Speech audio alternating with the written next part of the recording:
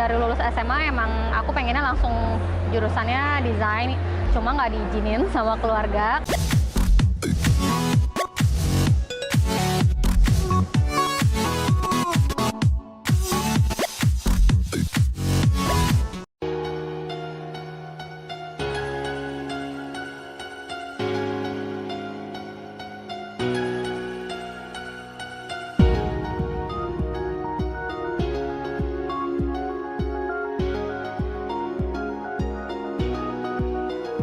Halo, assalamualaikum. Aku Resto Anggraini.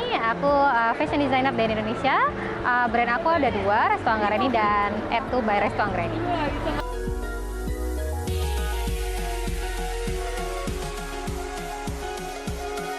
Memang sempat kerja dulu, terus aku nabung karena orang tua emang pengennya sih aku ngelanjutin S2. Maksudnya kalau di luar itu orang tua kayak menantang aku, kalau kamu mau ya kamu usaha sendiri gitu.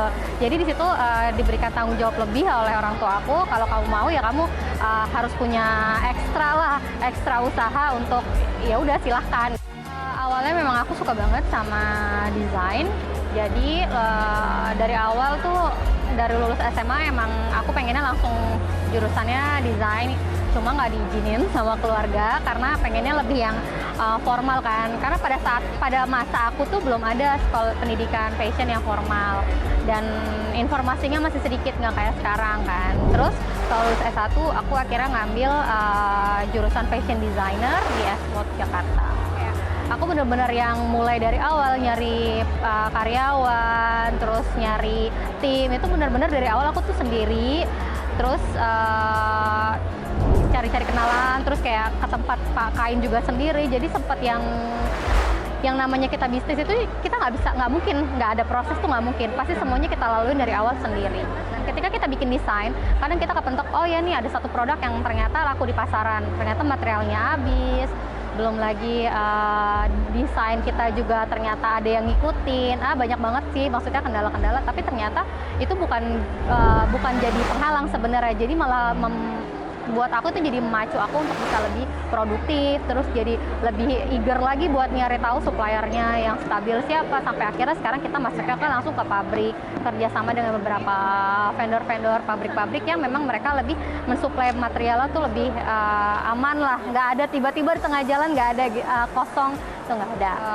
Fokus aku tuh sebenarnya di tekstil high-tech fabric kan. Nah, beberapa kerjasama dan kolaborasi dengan dengan perusahaan-perusahaan internasional itu bikin aku sekarang makin matang untuk mengolah kain yang berbeda dari brand yang lain, dan ini sesuatu yang baru sih gitu. Nah, mulai dari situ ketika materialnya sudah ada, jadi kita langsung kayak kebutuhannya tuh apa. Jadi misalnya aku bikin jilbab anti air kan waktu itu, dan ketika aku bikin itu karena kebutuhan. Jadi kebutuhan kita tuh apa?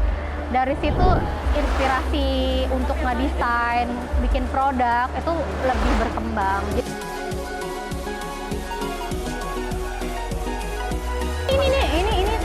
Ini kita teknologinya namanya BioSeal.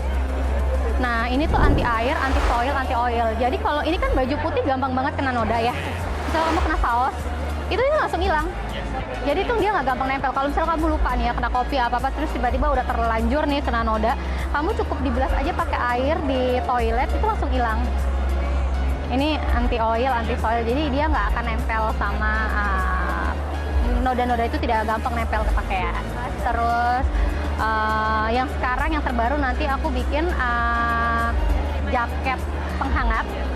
Insya Allah nanti di-show-in jaket penghangat itu aku kolaborasi ada grafin thermalnya, jadi kayak memberikan hawa panas si jaket itu. Jadi nanti tapi tetap harus pakai power bank. Jadi untuk induktor panasnya dari situ. Nah, si power bank itu kan memberikan kita udah memberikan listriknya kan. Nah, itu yang, dan si grafin thermal konduktornya itu selain untuk penghangat, kalau misalnya di cuaca yang dingin, dia juga bisa untuk fatigue terapi. Push your limit sih. Push your limit, karena misalnya kita ada masalah di depan kita kan, ya jangan berhenti, push aja terus, karena ketika ada masalah di depan berarti ada jalan keluarnya gitu. Karena Allah nggak akan ngasih kita cobaan kalau kita nggak mampu untuk menyelesaikan. Jadi jangan pernah berpikir untuk berhenti ketika kita kesandung. Pokoknya jalan aja terus. Mental.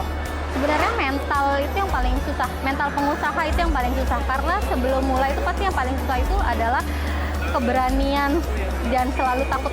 Orang tuh pikirnya tuh kalau bisnis itu takut gagal, takut gagal. Gagal itu pasti, tapi bukan gagal itu tuh selalu ada kesempatan gagal, tapi yang mau usaha teruslah yang akan sustain.